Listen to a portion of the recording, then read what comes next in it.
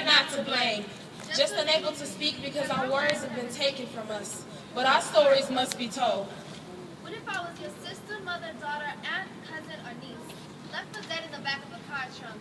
Ankles, wrists, and lips taped together. Ankles, wrists, and lips taped together. Forced to make my own Morse code messages for help by beating SOS beats into the back of my captor's car. Don't make this another news story. Girls like us are unwrapped like Christmas presents from our skin daily, minus the excitement. The Grinch has found a way to steal Christmas year-round. How many misplaced mistletoes will it take to make you understand that bad things don't just happen to bad people? It's difficult to listen to the news these days, knowing that half of what happens in reality isn't even told anymore. It's just another day, another dollar, 30 sexual assaults every hour. It's 10 o'clock. Do you know where your kids are? Because 44% of victims are under age 18. Don't make this another news story. Not one of those things that should be pushed into the background. Every soul lost due to this torture is another voice found after speaking out. Speak now, or forever hold your peace. But this is no wedding fairy tale story to be told. My peace of mind has been shattered, and I've been trying to erase the images that have been coded in my brain, but erase them I cannot. Can't escape the thoughts that haunt me daily, and I can't stop hearing the words that he said to me. And every time I close my eyes, I see his body crashing into mine, ripping my insides apart, taking what didn't belong to him.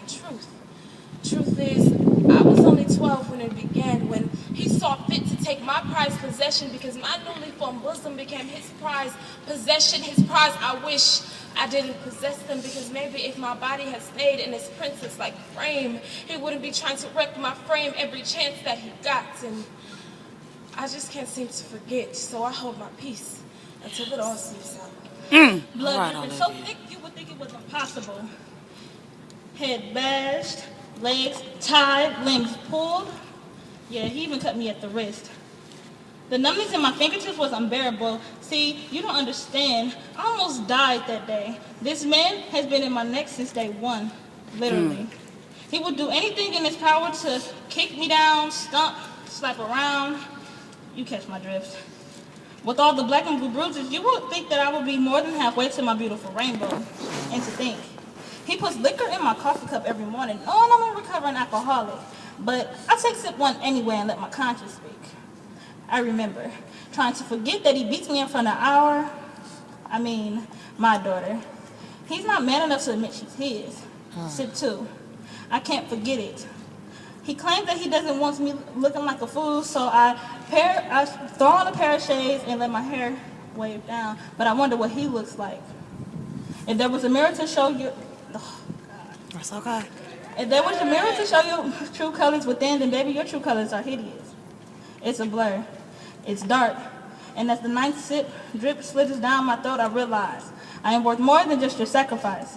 I'd rather set myself on fire and burn slowly than to know he's just trying to own me. I am not willing to die for you or no other. See, I was young and naive and believed that every woman should please her man by all means. So please, excuse me if I'm too blunt, but truth is, he beats me. The very people that should help me don't, and the ones that could help me won't. See, I just don't understand. Why me? Am I really that unlovable? I'm not a liar. Believe me. See, I can't do this on my own. Help me. Where's my superhero? Save me. See, they told me I had a good man. But what they didn't know was that my good man beat the hell out of me. And there's no way that God could ever deny me now, because I've been beaten and sacrificed. If I was his own son, never to rise again, but I thought it was okay for him to love me this way. See, I figured that I was living in vain and that my bruised and battered heart I'm trying to maintain, but there's no way that you could ever judge me. See, if my walls could talk, they would speak about the pain and disappointment I pieced together to make this solid foundation I stand on. If my walls could speak words, they would tell of the boyfriend who beat me until I couldn't recognize myself. If my walls could talk, they would tell of the baby that I lost last year and all the ones before that. That's why I don't get excited when he calls me baby anymore. And that's why I no longer speak until spoken to. And that's why my eyes don't make contact, because your eyes just might contact all of the fear I've been holding back behind these pretty brown eyes. Yes.